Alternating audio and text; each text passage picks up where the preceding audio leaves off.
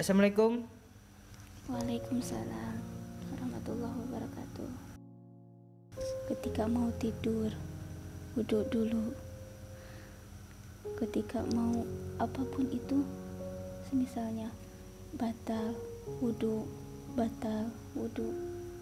itu yang saya sering amalkan selama saya hidup. Mohon maaf nih ya, saya mau minta satu permintaan aja. Bisa nggak bacain ayat-ayat suci Al-Quran itu? Saya pengen denger sih suaranya sampean ini gimana gitu. A'udzu billahi minasy syaithanir rajim. Bismillahirrahmanirrahim.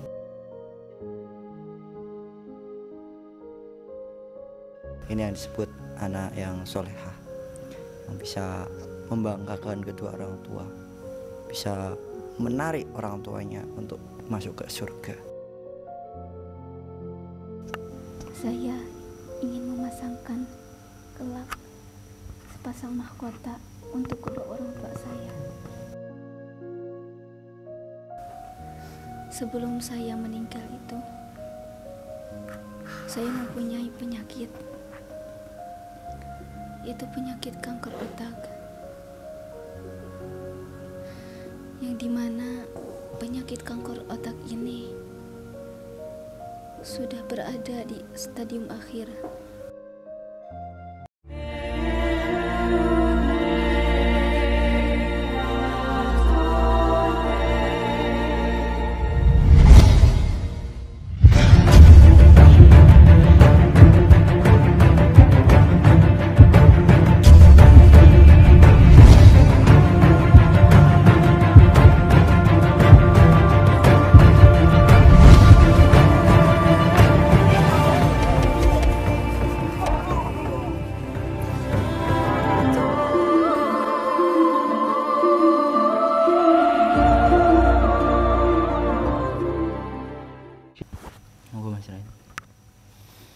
Assalamualaikum warahmatullahi wabarakatuh.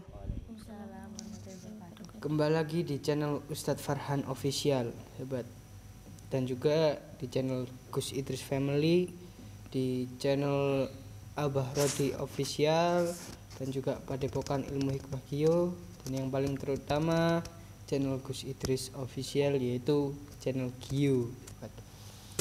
Di kesempatan malam kali ini kita berempat ingin menarik sosok yang dimana sosok ini dikenal dengan kealimannya, dengan kesolehannya, dengan kesolehannya, dan juga dengan kecantikan raut wajahnya. Masya Allah. Bener nggak? Iya. Perempuan ya. Yang dimana nanti spoiler, jangan, biar kalian tahu sendiri, kalian jangan skip videonya. Dan juga apa sih yang kita maksud ini, sosok seperti apa kok bisa kita buat soleha, kita bilang soleha gitu ya. Ya, sebelum kita mulai mungkin kita bersalawat dulu supaya kita mendapatkan barokahnya Nabi kita, Nabi besar Sayyidina Maulana Muhammad Sallallahu alaihi wasallam. Monggo dipimpin sama perempuan-perempuan salawatnya. Sallallahu ala Muhammad, sallallahu alaihi wasallam, sallallahu ala Muhammad, sallallahu alaihi wasallam, sallallahu ala Muhammad, sallallahu alaihi wasallam, sallallahu ala Muhammad, sallallahu alaihi wasallam. Yuk, sahabat, tentu saja setelah kita baca salawat kita mendapatkan barokahnya. Amin. Ya, monggo Mas Dim. Kali ini mediatornya pakai siapa Mas Rian? Ya, kali ini karena sosok yang bakalan kita tarik itu perempuan, kita juga menghargai sosok ini. Ya, makanya kita masukkan sosok ini kepada raka santri Gus Idris yang perempuan juga. Jangan yang cowok, nanti gimana gitu. Kelihatan beda gitu. Heeh. Karena sebelum gimana ya? Kelihatan cantik gitu, cantik banget. Beda ini rautnya tuh. Raut mukanya. Mantap. Mantap. Ya, gimana sang mediator? Siapa ini yang mediator? Mbak Devi. Mbak Devi. Insyaallah siap. Ya, siap ya. Ya, monggo Mas Dim, mau dimasukin itunya sosoknya itu. Atau masukin sendiri Mbak Devi? Masukin sendiri. Bisa kan Mbak Devi? Enggak. Enggak. Kan tadi tadi jalan.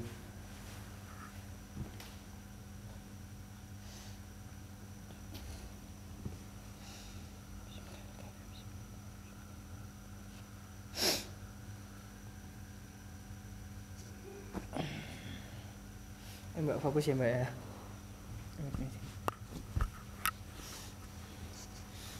Fokus Mbak.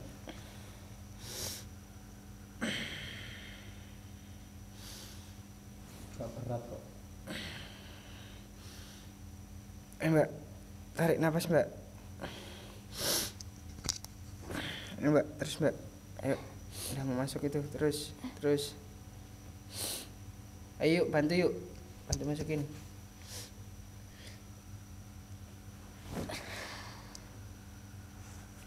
Alhamdulillah sahabat, ini sosok ini yang kita bicarakan di awal tadi sudah masuk ke raganya si Mbak Devi ini. Assalamualaikum. Waalaikumsalam warahmatullahi wabarakatuh. Ya, ini betul dengan sosok perempuan yang soleha dan juga apa ya Mas Im? Intinya menurut kita tuh udah sempurna gitu lah kalau menurut kita tuh. Nah, Wanita ideal. ya idaman lah. Ya, monggo tanya-tanya Mas Im. Dan nah gini Mas maaf Mas Ryan, kita tuh ngelihat ini pastinya tertarik ya. Nah, dan penasaran apa sih yang buat dia itu kayak selalu senyum, terus wajahnya rautnya apa ya, kayak mencorong keluar cahaya, nah bercahaya gitu. Apa yang buat itu, kira-kira amalan apa yang pernah dilakukan gitu? Nah, itu bisa dipanggil dengan siapa ya? Ustadzah atau siapa gitu? Panggilan nama saja. Emang umurnya berapa? Saya 19 tahun.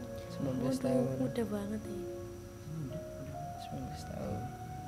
Usia 19 tahun semasa hidupnya Samen itu apa saja sih yang Samen lakukan hingga bisa seperti ini, dari raut wajahnya yang bercahaya seperti itu. Ketika saya di dunia, kuncinya ketika kalian pengen raut wajah kalian terlihat bersih, terlihat berseri-seri, dan terpancar cahaya di wajah kalian. Sering melakukan wudhu. Ketika mau tidur, wudhu dulu.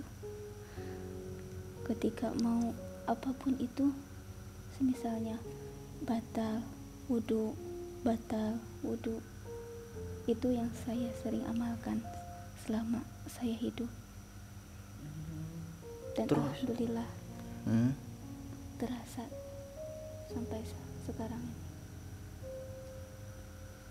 Terus yang membuat sampean itu kayak seneng banget gitu, kok tersenyum terus, itu apa kira-kira? Waktu semasa hidupnya itu ngelakuin apa gitu, atau sekarang ini ngerasain gimana gitu? Ya, alhamdulillah. Saya semasa hidup saya bisa membahagiakan kedua orang tua saya, yang dimana saya bisa menjadi seorang hafiz Al-Quran,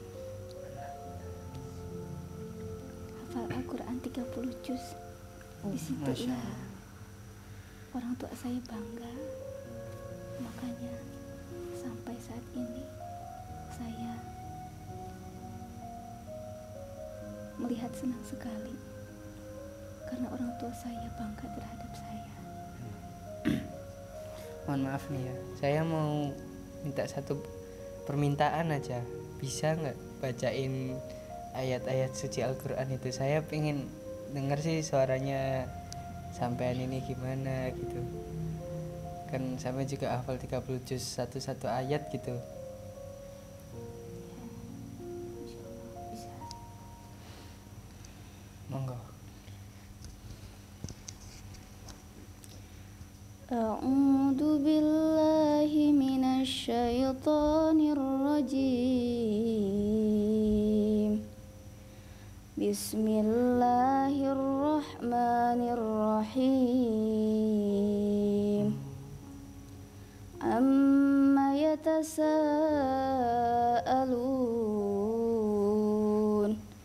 'anin naba'il 'adzim alladzi hum fihi mukhtalifun kalla saya'lamun thumma kalla saya'lamun. Sadaqallahul adzim. Masya Allah. Adem rasanya. Adem rasanya hati ini ya mendengar suaranya sang sosok ini. Aduh ya Allah. Sayang banget loh Yan, masih 9 tahun ya. 19 Mas Tio. Iya. Bisa ya 9 tahun.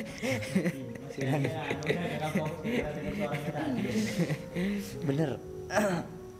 Eman mas. Tapi ya orang tuanya pasti bangga lah. Ini yang buat ini yang disebut anak yang solehah, yang bisa membanggakan kedua orang tua, bisa menarik orang tuanya untuk masuk ke surga. Ya, Met. Ini mbaknya ini selama hidupnya itu mondok atau gimana?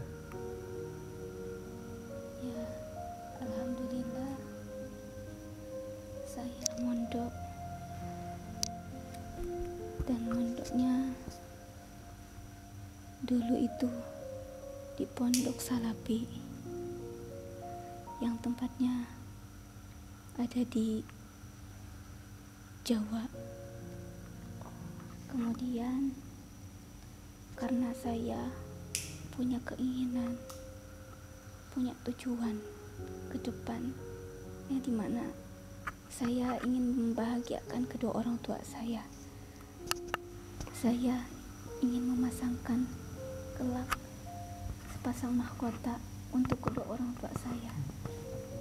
Dan alhamdulillah akhirnya saya bisa mondok di pondok pesantren khusus tahfidz Al-Quran. Oh. Kalau boleh tahu pas ngafalin Al-Qurannya butuhkan berapa lama? Berapa tahun gitu? Tergantung keseriusan kita.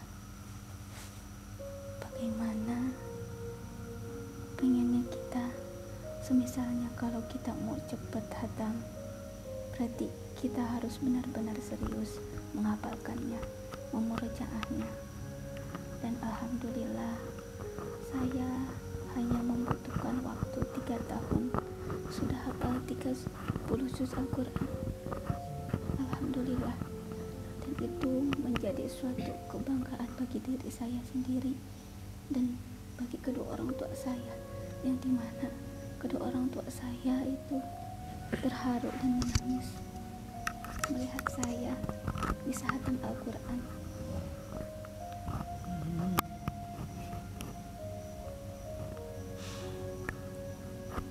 Alhamdulillah. Monggo Mas Ryan. Iya. Saya cukup terkejut tadi selama berapa tahun? 3 tahun ya menghafal Al-Quran 30 juz ya.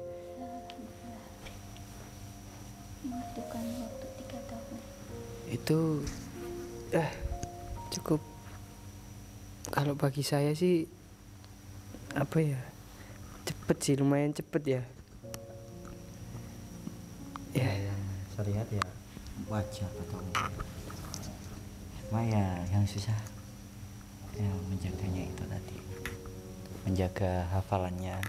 Terus dia kok bisa sampai ya akhir hayatnya kok bisa kelihatan secantik ini, terus berseri-seri ya. Itulah yang buat apa ya, penasaran tuh dari situ. Oh, ternyata dia seorang santri juga ya. Insya Allah ya pastinya namanya santri ya tahu lah soal agama gitu, amalan-amalannya gitu.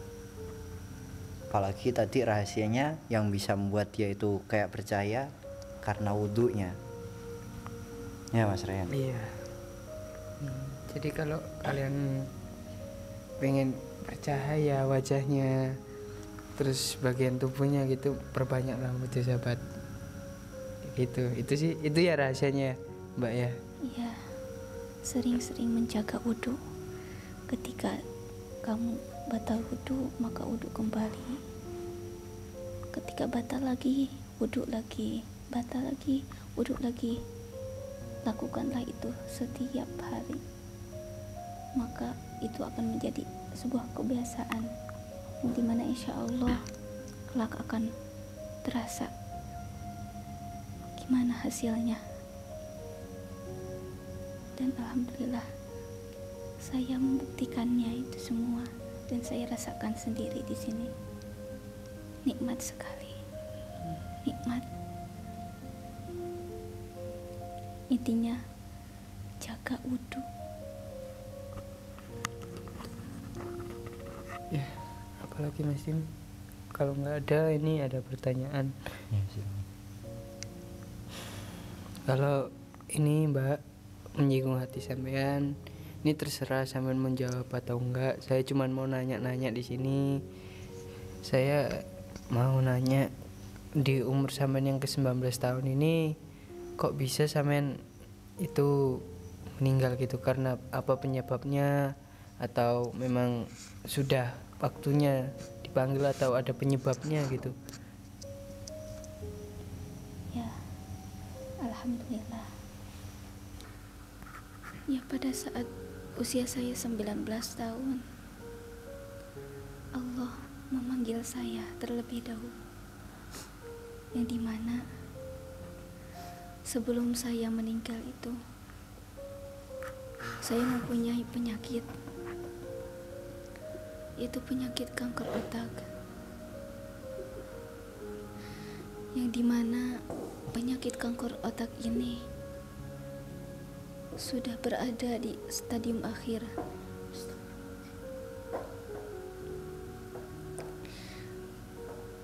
Sebenarnya saya sudah tahu umur saya tidak akan lama lagi, makanya disitulah saya mempergunakan waktu saya untuk cepat-cepat menyelesaikan khatam Al-Quran. Dan alhamdulillah sebelum saya meninggal saya sudah khatam Al-Quran 30 juz, dan orang tua saya menangis melihat saya. Mungkin itu. Jadi sakitnya tuh, Mbak tahu sakitnya tuh dari umur berapa? Saya sakit itu di usia 8 tahun. Oh, dari kecil. banget ya berarti. Boleh nanya lagi nggak? Ya, silakan. Cara menjaga pandangan dengan lawan jenis itu gimana? Itu hal yang penting. Cara untuk menjaga pandangan seorang perempuan terhadap laki-laki. Caranya ketika kamu bertemu dengan seorang laki-laki, maka alangkah baiknya kamu menundukkan kepala kamu ketika kamu bertemu dengan laki-laki itu. Dan ketika kamu mau berbicara untuk kepentingan sesuatu dengan lawan jenis, maka caranya dengan menundukkan kepala kamu dan berbicara.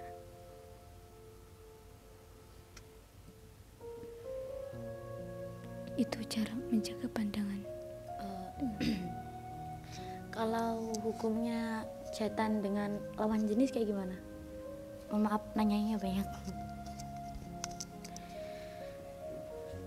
Dalam ajaran agama Islam, ketika seorang perempuan chatan dengan seorang laki-laki, ketika dia mempunyai perasaan, ketika dalam chatan itu terdapat hal-hal yang membawa keburukan, maka itu tidak diperbolehkan dalam agama Islam, kecuali chatannya itu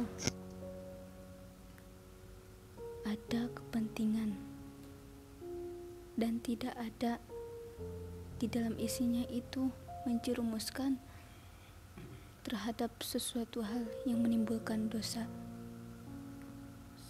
Ya, jadi seperti itu.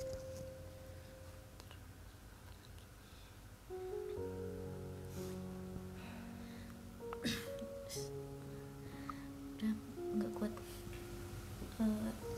Dari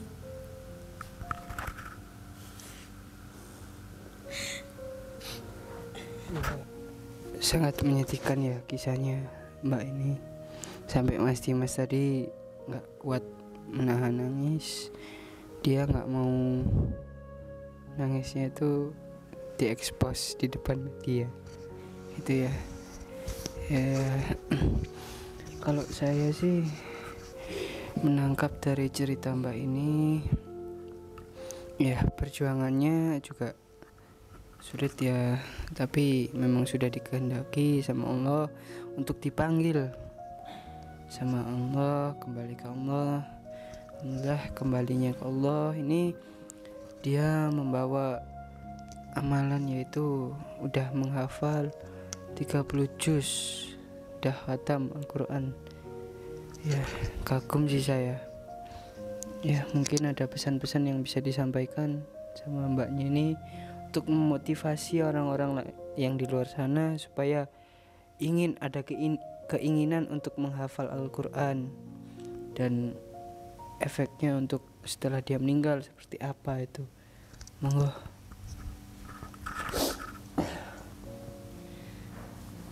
Pesan saya untuk para sahabat-sahabat di luar sana, pergunakanlah waktu Anda dengan sebaik-baiknya. Selagi Anda mempunyai umur, maka lakukanlah apa yang diperintahkan oleh Allah. Dan kamu harus mempunyai cita-cita yang tinggi untuk bisa membahagiakan kedua orang tuamu dengan apapun caranya, terutama untuk menjadi seorang penghafal Al-Quran. Buatlah kedua orang tuamu bangga selama mereka masih ada di dunia. Buatlah mereka tersenyum. buat mereka bangga. Karena ketika mereka bahagia, maka insya Allah semuanya akan dipermudahkan. Urusan kamu akan dipermudahkan oleh Allah Subhanahu wa Ta'ala.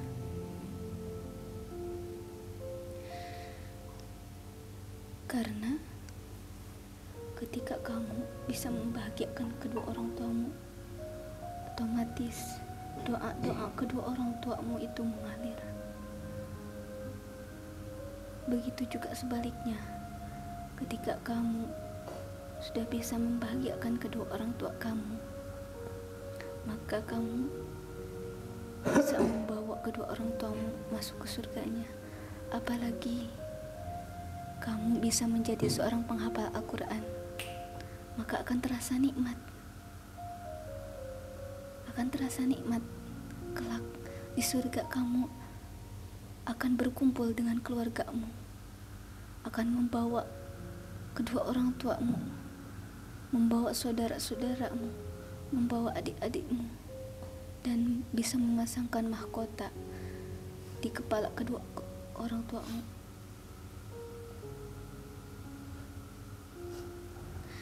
Dan jangan lupakan apa yang menjadi tugas dan kewajibanmu di dunia, terutama dalam hal sholat.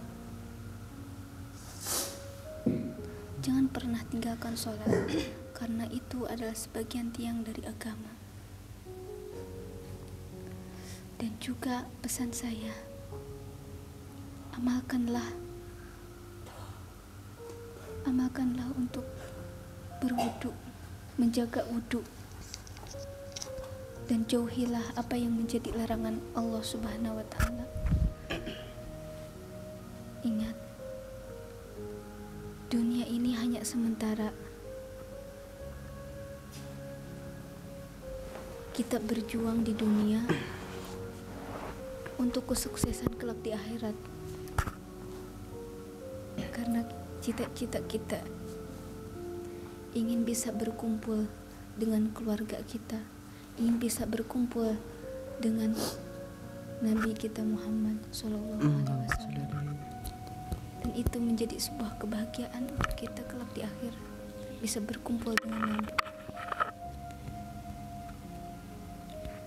Jadi pesan saya, selama kamu masih diberikan umur yang panjang, maka pergunakanlah umurmu dengan sebaik-baiknya. Mumpung masih muda,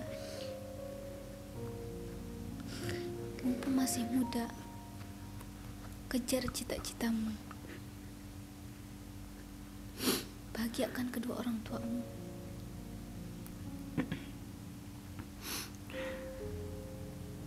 Dan lakukan apa yang menjadi tanggung jawab dan kewajibanmu di dunia.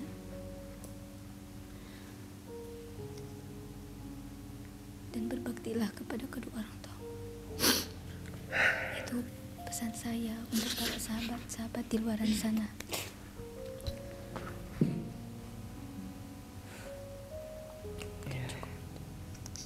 Sahabat, mungkin kita juga memikirkan keadaannya Mbak Devi, karena ini udah cukup lama.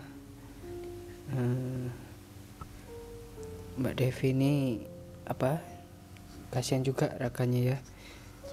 Mungkin yuk bisa dikeluarin itu. Makasih ya sebelumnya telah memberikan motivasi dan sudah menceritakan tentang jalan hidupnya sampean. Mungkin kita cuma bisa bantu Al-Fatihah. Bisa dikeluarin dulu, kasihan juga raganya Mbak Devi. Yuk.